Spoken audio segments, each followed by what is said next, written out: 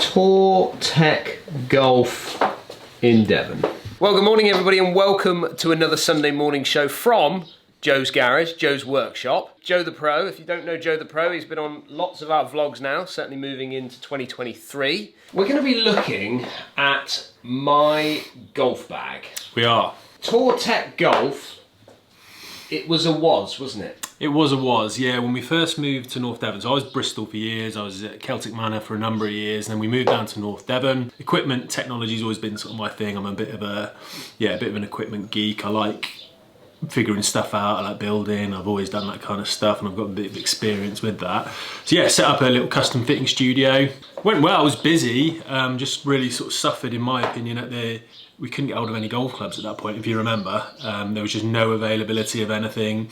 Lead times were like 3 to 6 months, so trying to establish a new business in that environment was quite difficult. Something I might revisit at some point, but yeah, I've kept a lot of the stuff because I like tinkering with my gear, I like making sure it's all right, I like covering all the details on that. So we're going to take a look at your stuff, figure out if there's any discrepancies, if there's any explanations for gaps or issues in your bag. Now, as you know, and obviously as you know, there's some clubs in this golf bag that I really enjoy hitting. My 5-wood is certainly a club that was kind of thrown together. I bought it out of a second-hand bin at an Edwin Watts shop in Orlando. Have no idea of the spec of it. How important is swing weight? Swing weight is crucial. It's one of the most, if you ask me, it's one of the most underspoken about parts of a golf club. We all know shaft flex, we all know loft, you can feel when it's longer or shorter, etc. But swing weight is the mechanism for timing of the whole club. If you think we're taking this club the full circumference of our body and trying to bring it back to within a millimetre, we want a club from a swing weight point of view, and I'll show you what swing weight actually is in a moment, that if you just turn through, the club is going to present itself at the right time at the ball. If you have a swing weight that's too heavy, and what I mean by that is if there's a lot of weight down the bottom end by the head, it can be very, very difficult for you to try and get that club back to the ball at the correct time. And vice versa, if you've got something that's too light in the head, it can be very difficult to control that release. We want something that from a swing weight point of view, and it's quite a visual thing as a fitter, that someone's just making a nice normal swing, turning onto the ball, and that club is presenting itself at the right time, in sequence to provide you with the right strike. And you can see people, if you fitted enough people and you've looked at enough golf swings, you can see people who are really trying to fetch it through, and it can lead to swing faults. It can lead to different things in your golf swing just by simply having your swing weight incorrect for you, and you're making compensations to try and make that swing weight fault up, if you like, during your golf swing. And there's various things you can do to fix that. We can add weight in head, we can change the weight of the grip, we can change the length. Once you strike upon that kind of sweet spot for swing weight, a lot of the other specs, they don't become irrelevant, but they're slightly less important. The shaft weight, the shaft flex, that kind of stuff.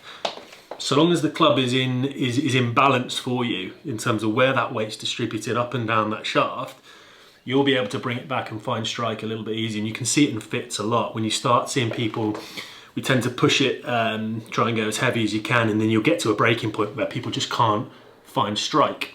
The number one thing a tour pro will do when they go on to a tour van to have a new club built or a new set of irons, they'll mostly know their swing weight. Even DJ, who knows very little about his equipment from the stuff that I've watched and read, he can tell you what swing weight his clubs are because it's so crucial. And you can feel when you're 1 or 2 swing weights out, you're having to find it. Good players will eventually, but you shouldn't have to make those kind of adjustments. It should just be, in my opinion, you can turn back and turn through, the club is weighted in the correct place and balance for you to just find strike. Faldo used to say custom fitting was your company would send you 2 drivers, you'd go down to the practice ground, mark 1 balls with 1 ball with 2, see which ones went the furthest, and that was your driver that you were going to use for the year. That was custom fitting. Watson always avoided, and I'll get this wrong, but I think it was his 8-iron for about 3 years. Ultimately then somebody spec'd them out, and his 8-iron was, I think, 4 swing weights lighter than the rest of his set. So he just played around. This is one of the greatest players of all time, won 6, 7 majors, whatever it was. just avoiding an 8-iron. He'd hit hard 9s, little 7s because he had it in his bag, but he never trusted it, and it was just out of kilter with the rest of the set. I don't know what it was. I don't know whether it had been a different shaft put in or whatever it had been, but it was 4 swing weights lighter, and he spent 3 years of his career avoiding it. I'm not saying you're in that scenario, but we've got the ability to not have to do that now, so why would we? So I'm 6.0. I've always been a 6.0 rifle in my irons. Yep. And then in the last sort of few years, couple of years I suppose, from maybe SM7 to SM8 maybe, Yeah. I went into 5.5s in the shaft of the wedges. Yes. Just to come out maybe just slightly lighter. The more important part of that, I think, is softening the flex. So 5.5 is a softer flex than 6.0, and that's a pretty standard practice amongst better players. Yeah. In the rest of your bag, your full set, you tend to be swinging with more force, so you're loading the shaft more, so you need more stability. In your wedges, you're obviously not hitting them as hard, you're going to be hitting more half shots. If you've got something that's too stout, you're going to lose feel. So, and because you're putting less force into the shaft, you're not loading it, so you're not getting the playing characteristics out of it you should. So going softer in your wedges than the rest of your set is generally a pretty good idea. And what gap should we get from when you go through wedges? What in length-wise, what are you sort of seeing an increase? Yeah, I mean, generally speaking, historically it was half an inch would be where you'd be. As the lengths have changed and adapted for different lofts, the modern equipment has changed a little bit. There tends to be less room down the bottom end, so they can bunch. So, for example, the difference between your 58, is it? Yeah, 58 and 54. 58 and 54 is only 1/4 of an inch rather than half an inch there. That's, again, not unusual. You hear this phrase, industry standard. Doesn't really exist. A lot of the equipment manufacturers have different ideas on what their standards are, particularly in lofts. I mean, you'll see in Titleist alone within their brand, there might be a 5-degree difference between lofts in some of their models on their 6-iron, for example. MBs would be a lot weaker than, say, a T300, is it? Yeah. Because they're built for different things. So when you hear that phrase, industry standard, proceed with caution would be my advice there, because there isn't such a thing. Just touching there whether there's anything in that though.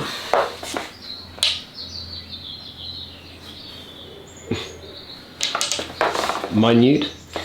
Yeah, minute. I'm going to give it 35.9 just as a differentiator, because there's very little in that. Hence why it's coming out a lot lighter. They might have done you a favour there, because this blends. So your wedges are coming out heavier. So I've already measured a couple of your iron sets. They're coming out D2 to D3.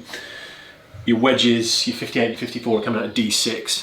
Again, not unusual. Manufacturers do that because when you're taking weight and pace out the swing, just having a little bit more mass in the head helps you feel where that head is for the shorter shots, because you're not, again, loading it quite so much. First instinct when I measured the swing weight on your 50 was a bit of a discrepancy.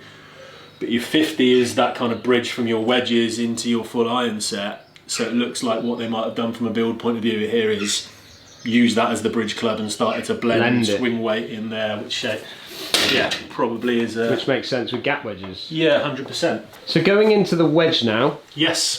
From the Vokeys I had 5.5s. I'm now moving into 6.0 in all of my irons. Up until, and we'll come to the 3-iron in just a moment, but up until there's a story to tell there. There is always a story. I mean, I've played with you enough now to know, I guess, I mean, you do hit some half shots, we all take stuff off, but generally speaking, from your pitching wedge up, they're more of a full out, you're properly loading the shaft, you're hitting proper shots, whereas, I mean, you might go down to a knockdown pitching wedge, but you're not necessarily hitting pitch shots or really softening the... No, I used to have like a 3/4 swing that I used to hit it to try and get it to like 110. Yeah. But now my gap wedge goes 110.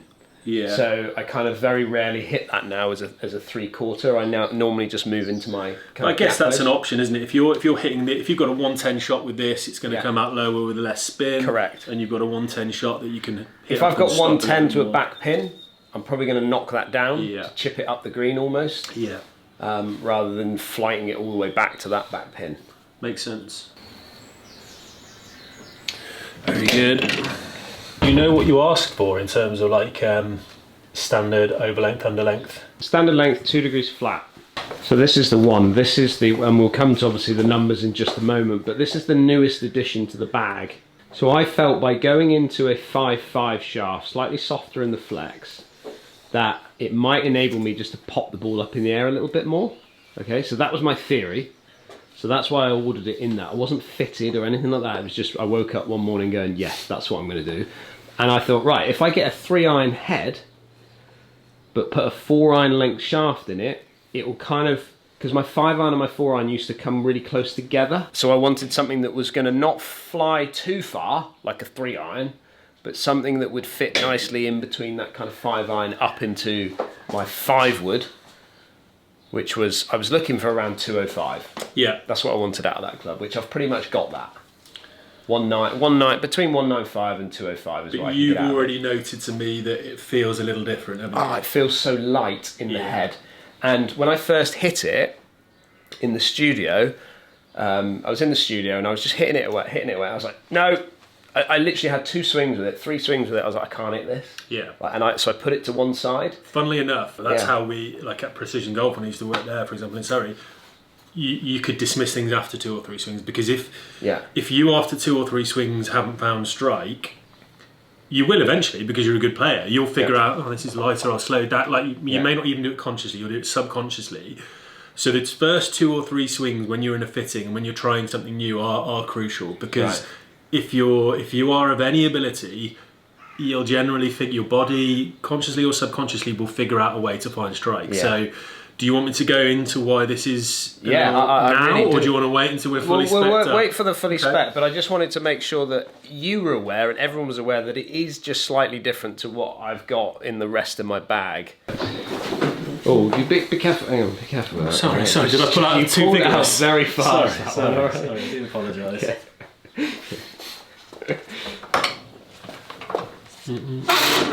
And when you said cobbled together, who cobbled it together? I found it as is, but I thought you said you put a new shaft in. No, I didn't. No, never put a new shaft in it. Because this is one of the tour shafts, if you like, the TP tour spec. So all I know about this head or club is I know that it's got the non-tour head, so it's a spinnier version of it. I know that it tells me it's 19 degrees. We'll probably know a bit more about that in just a moment. But the shaft is definitely not the shaft that it would have come in. And you can see by the work that's been done on the ferrule that it's just not... Or lack of work. Or lack of work that's been done on the ferrule. And I've never ever tried to mess about with that in any way, because I always hit it really well. And it's an X. And let's be honest, how many X Flex 5-woods do you really see out in the market? Considering all of my shafts are either regular or stiff, and then I've got the X in that. Yeah, it's an anomaly of a club, but you stumble across things that work sometimes. And there's worse ways, if you're not going to be fit, if you're not going to go and speak to someone, of figuring out maybe a better spec for you by knowing just what 1 or 2 clubs in your bag you love. Yeah. Get them spec'd out and base the rest of your set around them. And we can figure out swing weight and offline length on this. And we might get a good indication as to why you really like it. It could just be a shaft issue, it could just be a head issue. Another point I'll make, I don't know if you want me to make it now. That's not me. Obviously not, you used to lend that to someone. I No, it was in the bin like that. Oh, see, I found it like that, yeah. The wear marks, that's more me, but that bit, no. Okay. That's just the years I've had it. Understood. Well, this will be interesting. Yeah, I thought it was going to be heavy. Jeepers, Dan. Heavier, D4.5. Basically, could you build everything around that? Yeah. Everything I have, I want it just built around that spec. Well, this again feeds into why you might be noticing a little difference or slight uncomfortable feeling with that 3-iron that you've had to adapt to. We'll get onto that in a minute. Yeah, but yeah, there's some clear patterns developing. What do you think of the head covers? You like the head covers? High quality, aren't they? Like it's Just want to take this opportunity actually to thank everybody that watched last week's show. Jordan went off a bit of a sales spiel actually. He loved it. But those of you that have placed orders on the site, thank you so much. We've been sending them out and hopefully you've started to receive them this week. and hopefully you'll enjoy them. Here's the blueprint of the irons. I'll scroll up in a minute and show you the woods. So Yeah. we've just listed out your makes, your models, what shafts you're playing. This column's for shaft length, this is for swing weight. Back when I had the studio, I had a shaft frequency analyzer, which we would be able to give you an exact shaft frequency flex, which can be very useful. Don't have that anymore because it's just for my own personal use now. Yeah. And then yeah, so we've got swing weight down the right hand side here. I don't think we fully went into what swing weight is, did we? No, not really. So no. I mentioned that it was a balance point. It tells you where weight is up and down the shaft. If you come over here, Dan's driver's on the swing weight machine at the moment. You can get these digital, you can get these manual. So what we've got here, this is a 14-inch fulcrum point. You pop the butt end over there, and then it works like a little bit of a seesaw. And we've got a weight here, which we can move up and down, and we've got to get this little arrow here balanced with that little arrow there. So obviously if we move this weight down here, we're putting more weight up this end, that lifts, and that's out of balance. So once we find the correct area to pop this, that will balance there. We get a reading from the bottom end of this, and this is coming out at just a shade over D5. So things that can influence that are shaft length, head weight, grip weight, shaft weight, and not only shaft weight, shaft composition. So you can get some shafts where manufacturers will put denser or stronger materials down the tip end. So I'm thinking of tensile whites, Ventus black, stuff like that for higher swing speed players that really need a stable tip and a lower spinning ball flight. Manufacturers tend to put more robust, denser materials of different grades in a tip end. What that does is push weight down that end as well, so you have to be mindful of that in a build process if you're trying to hit a certain swing weight. And conversely, you can get counterbalance shafts or high balance shafts, more like I'll stay in the tensile family, the orange, which is more of a counterbalance shaft, which would have more weight distributed at the top end. So it's trying to achieve a different thing, a different impact condition, if you like. It's trying to allow the head to pass and pop it up a little bit more and be slightly more playable in that regard. Another thing to be mindful of with swing weight, if you're changing grips, unfortunately Dan's pretty much uniform through the set here, but the amount of pro-ams I play where a guy will pull out driver and it's got a Tour Velvet grip on that came with the club, then they'll pull out their 7-iron, it's got a multi-compound on. There can be 20 grams of difference in weight between those. So if you've got different grips throughout the set, you may well have some swing weight discrepancies, which is not going to help you consistently find strike. If you want to get really pernickety, even the colour of grips can affect the weight. So I'll give you an example of the Tour Wrap 2G grip from Golf Pride. It's kind of a very glossy, sticky wrap grip. I'm going to get it the wrong way around, but the black or the white, same grip. Between them, I think it was 2.5 grams maybe difference because of the dye that went in to create the white one, I assume, because black rubber usually comes out black, I would imagine. The dye that went in to create the different colour had a different weight. So all of a sudden you could pop on, think you're just changing the colour of your grip for a freshen up and you've changed the swing weight. So all this stuff is worth being mindful of. No real discrepancies on length. I mean, ordinarily this 3-iron here at 39 would be a discrepancy because we would expect to see 38.5, say in your 5-iron, up to 39 in your 4, and then we'd expect to see your 3-iron 39.5. You specifically requested that 3-iron to be 4-iron length, so that isn't a discrepancy. What that does bring in as a discrepancy, keep saying that word, is a swing weight issue here. You, being a good player, have noticed it. I presume you hadn't measured it. No. So that was just a feel thing. Yeah. So you can see the set progresses quite nicely up from your lob wedge here. But what has happened, because your 3-iron is a 4-iron length, when heads from wedge, your lob wedge moving up to your 3-iron and beyond, they get lighter because the shaft length's getting longer, head weights change. So your heaviest club will be, head weight wise, would be lob wedge, and then you start getting lighter on the way up the bag. Because essentially now you've got a 3-iron head on a 4-iron shaft, your 3-iron head is is going to be a few grams lighter than your 4-iron, what would have been your 4-iron head.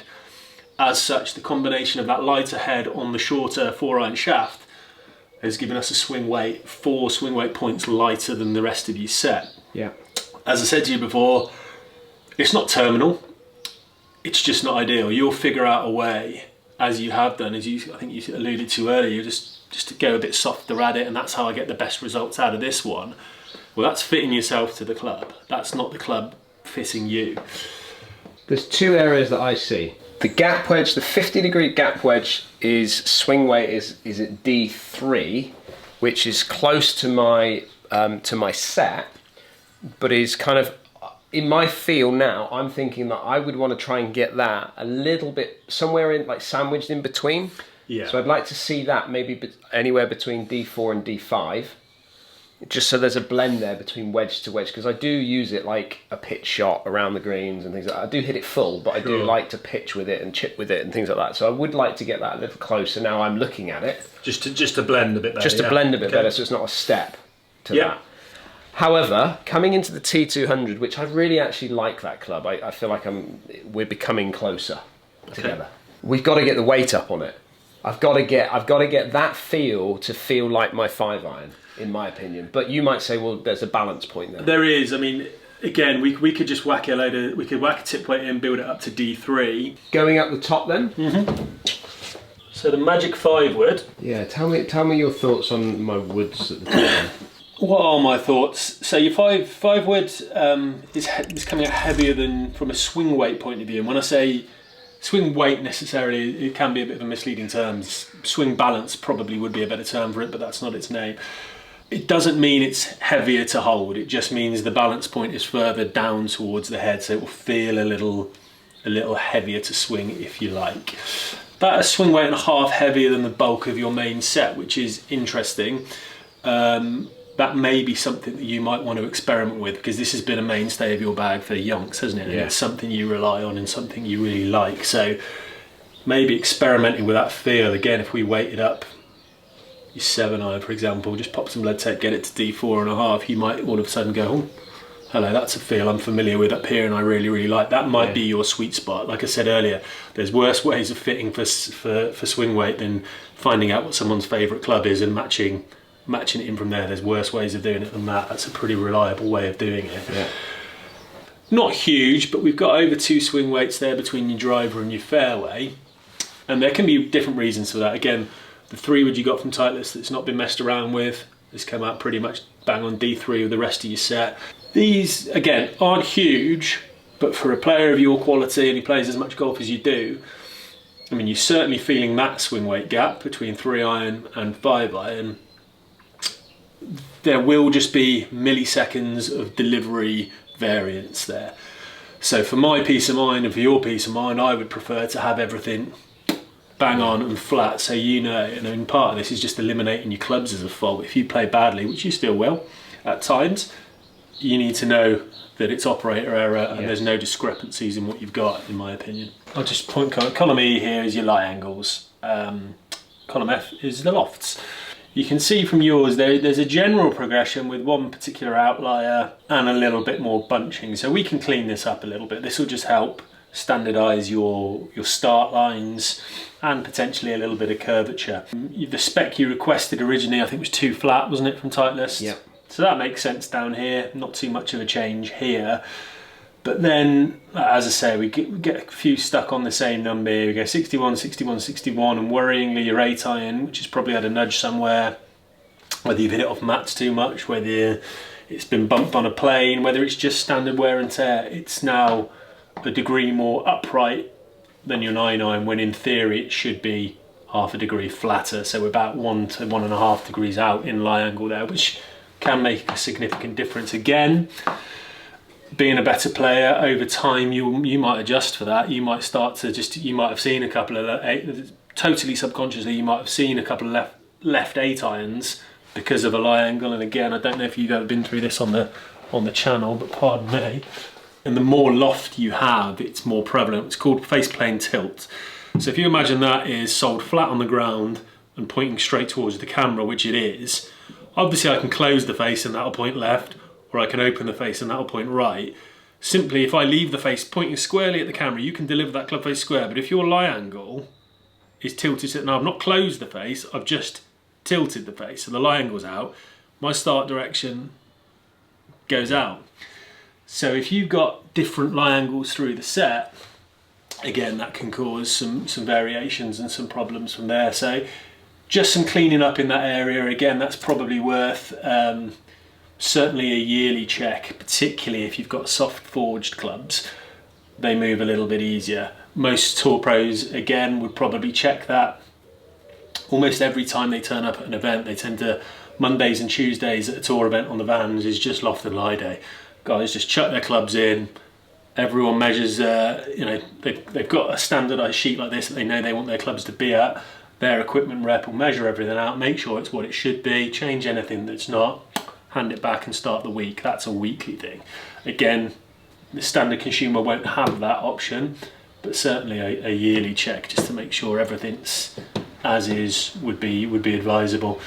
And similar with the lofts, although not quite as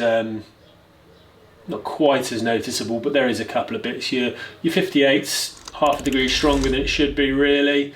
Half a degree doesn't sound much, but it'll be noticeable in terms of flighting chips and a change of spin. It will certainly be noticeable. So just getting back to where it should be at 58, 54, 50, great, where they should be, and your 47 pitching wedge again.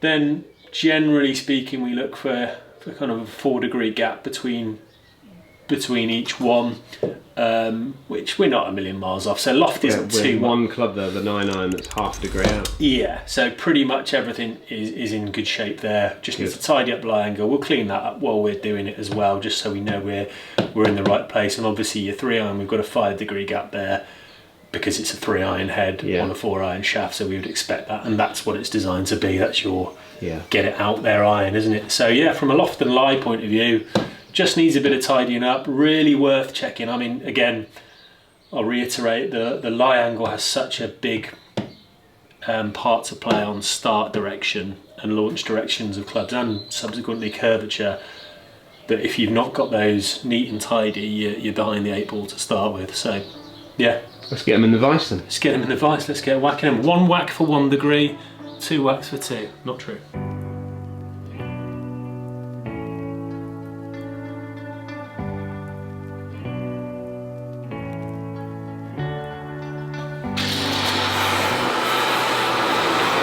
So by doing this, ferrule's gone, so we've lost the ferrule now, haven't we?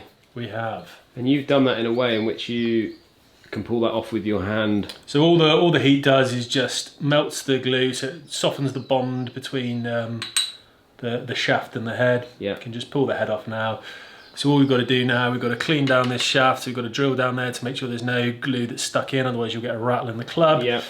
Cut the ferrule off, clean this up. Clean this out, so it's nice and fresh for the new glue to adhere. And we are going to pop a tip weight in the top end. We need to get a swing weight and a half, so we might be somewhere near 4 grams of tip weight. Brass tip weight. This is a 10 gram tip weight, so it has a little hole down the middle because you need air to get up and down, otherwise it will push the head off. That just sits in. That just sits in this little, down the shaft. I can't get it all the way in the moment because it's got some dry glue in there. Yeah. So it sits in there, head sits on top. We've created some additional swing weight, and it's hidden rather than ugly lead tape everywhere.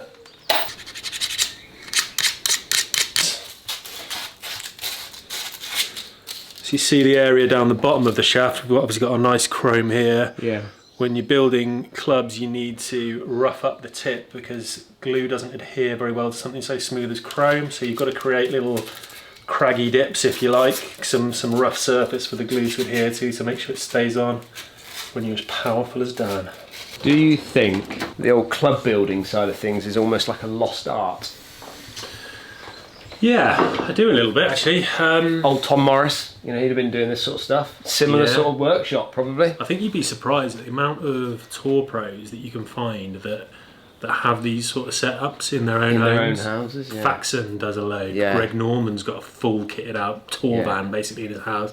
Scott Piercy, I know, is another one. People who follow the Lead Tape Chronicles on Instagram. Every club is just lathered with lead tape. He's got a full workshop. A lot of guys do like to take it in. I don't know whether it's a control issue, Yeah, better players knowing, sure. oh, I want to do this, I want to know it's perfect. They do it.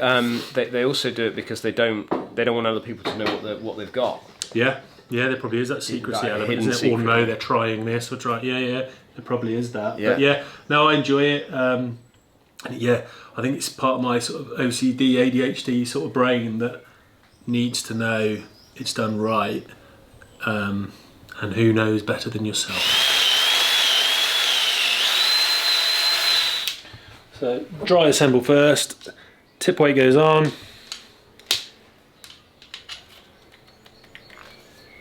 Head goes on to depth, and we are bang on. So this glue is different. This isn't just a standard super glue, is it? It's not. It is a lot of tour bands are using this exact one now. It's Scotch World 810 DP. It's called, from 3M. Okay. It's just specifically designed to withstand high impact. Yeah. So obviously bonds to metal and a number of other things, but it's pretty quick drying, which is good for obviously club making. Yeah. Because a lot of glues, it used to be like a myth that the longer the glue took to cure, the stronger the bonds. All these sort of 5-minute ones were useless and blah blah blah. Yeah. Not quite true. I mean, this isn't 5 minutes. These would be hittable in 15. Because they've got to be quick on tour, haven't they? You know, Yeah, guys want them on the range pretty sharpish. Correct. I mean, some of the vans have things called curing cells. Have you seen those? So they'll use a slightly different glue, pop it, assemble as we're going to, then they'll slot the club into a little machine which heats it to, essentially bakes it to, I can't remember the temperature. It takes 2 minutes and 40 seconds, I believe it is, and that just cures the whatever glue they use. In that time. It's hittable literally in 2 minutes. They can assemble a full driver, cut to length grip, curing cell, 10 minutes. 2 strips though. You're gonna so mix that up. Yeah, one's the resin, one's the hardness. Then you've got to give it a good mix up. Yeah. And you can't scrimp on this stage because it's got to have a really, really good mix up. Otherwise, you get weak spots. Cleaning the head is a key one. You've got to have a nice clean surface area for the glue to stick to. Yeah. And then we'll pop a little bit down the head. We'll pop a bit onto the shaft. Spin the head round to make sure it's nice evenly spread.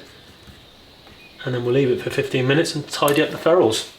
So basically we're pretty much there, aren't we? Club wise, we're quite happy with what we've got. We're just going to finish off those little last bits with the ferrules. So that brings us on playing. This video is sponsored by Golfing Days. Your plan is to come on the Dubai Yes, the Dubai Pro-Am that you sent me the other day. It looks phenomenal. I've got you, James, Ruth wants to come on to that as well. Paul's even talked about it. Gilly's even talked about it. Oh, I'm not coming then. Yeah. But you're looking for a team. So if you're interested, I've put some information up about that one. Joe the Pro, also interested in being out for the Dubai Pro-Am. And you've got something you want to give away. I have, yeah. I just thought. So there is a company I used to work with, Putty, really, really nice guy. He's a one-man band, and he mills very crafty, beautifully designed putties. It's called Sync Golf. I don't know if you can see the bottom of the logo there. This is an old sort of Graham McDowell style one. Do you remember that putt he used to hold the Ryder Cup? Yeah. Beautifully milled. It's just a lovely bit of craftsmanship. Go and follow Sync Golf if you can, by the way. I think they're brilliant. So yeah, I just thought a little giveaway. I'm not using this anymore. It comes with a lovely Sync Golf head cover. I can build it to, obviously you'll notice it's a little short for most people at the moment. This was part of my demo matrix, but it's completely untouched. So I can reshaft with whatever you want. So I think Dan's going to run a little competition, aren't you? So we're going to do a little giveaway. So you need to make sure that you are subscribed to this channel. You need to make sure you give this video a thumbs up. In the comments, Joe the Pro as well. We need to put Joe the Pro down in the comments for your chance to win this Sync putter. Lovely. Perfect. Well done, mate. Thank you very much. You're welcome. Very good. Well, I hope you like what you're seeing from the Sunday morning show. Obviously very different this week because obviously I've never done this before, as you can see from my golf clubs. So if you are new to the channel, hit that subscribe button. Big thank you to Joe, and we'll see you all again. Well, we'll probably see everybody on the next vlog. We will. Happy Sunday. Happy Sunday.